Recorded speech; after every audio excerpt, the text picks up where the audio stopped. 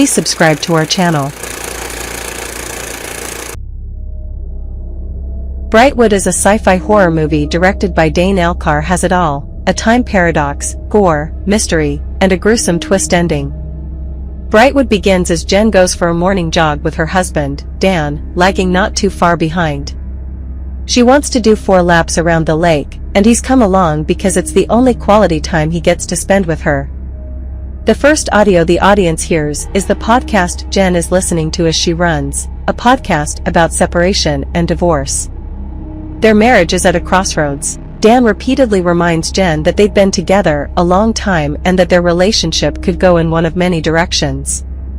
Dane Elcar's word choice is no accident. Dan's phraseology foreshadows everything that's about to happen. Soon enough, we learn that Dan drank 2 bottles of wine at a party to celebrate Jen's promotion and may have hit on her coworker. She thinks he's a loser and takes off to run ahead of him. But upon completing her first loop of the lake trail, she realizes that the path that led from their neighborhood to the park is, bizarrely, gone. At first, she and Dan bicker as they try to solve the problem of the missing trailhead. Are they lost? Did the wind blow down some trees? Is someone messing with them, moving the no swimming sign? Solutions don't present themselves, and to add extra confusion to their predicament, they keep seeing a mysterious hooded figure in the distance. Dan and Jen experience small strange phenomena as soon as they get to the lake. Someone crashes into Dan while running, but he doesn't catch a glimpse of who it is. Both he and Jen hear sounds that give them headaches, and then there's the looming presence of a figure in what appears to be a brown hooded sweatshirt. But Dan and Jen only begin to suspect that something might have gone wrong on a supernatural level when Jen drops her earbuds. On their next lap, 2 pairs of earbuds are on the ground. Desperate for help, they work up the nerve to confront the person in the hoodie, who refuses to turn around even when Dan throws a pebble at them and Jen taps their shoulder. A second hooded figure sprints by, and the first one turns around and screams for them to run. Curiously, he looks an awful lot like Dan.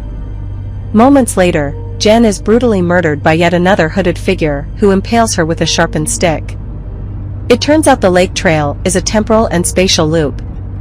Though the rules aren't strictly defined, it seems like each time someone makes it all the way around, to use some Marvel Cinematic Universe terminology, another variant is generated. This explains why, until this point, Dan and Jen have run into versions of themselves that seem a little off. It's because they're multiples who haven't participated in the same conversations or shared the same experiences.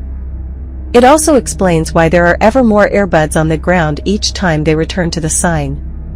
After his Jen is killed, Dan encounters another Jen whose shoulders are sunburned.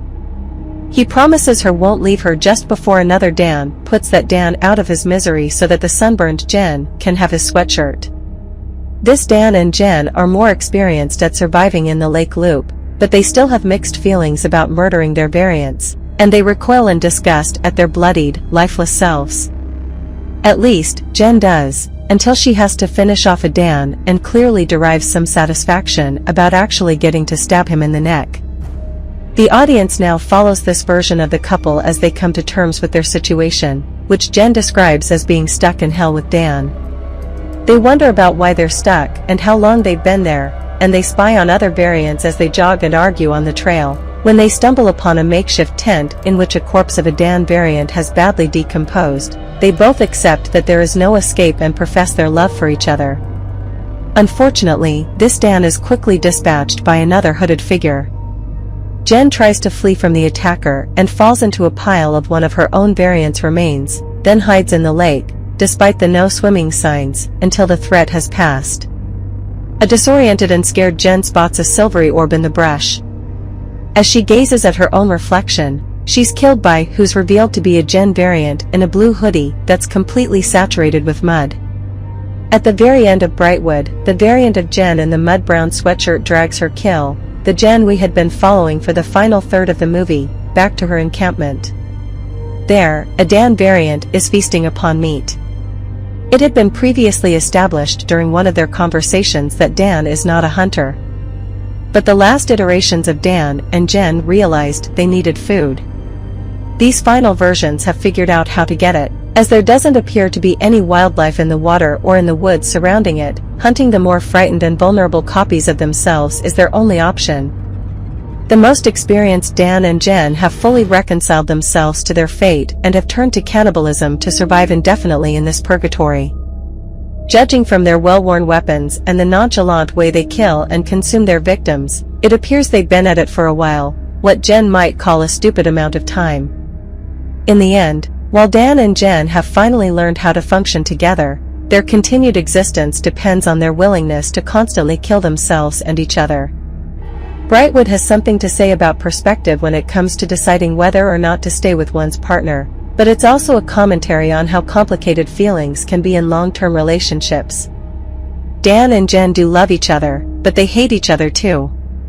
Elcar is illustrating how, in essence, marriage is choosing to be stuck with someone who's sometimes your hero and sometimes your villain. While the film doesn't offer an explanation, it at least provides an illusion that's also something of a meta joke.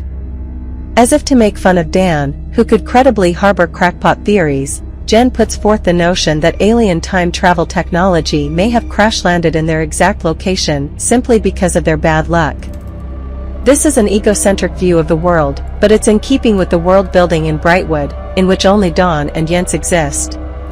Just before the end, Jen stumbles upon a metallic orb. The sound that's been giving them headaches throughout the movie is the loudest within its radius. Though it's not spelled out, the viewer could come to the conclusion that Jen was right. So that's Brightwood film summary and ending explained. I hope you liked this video. Please leave a comment and subscribe to this channel. See you in another video. Bye.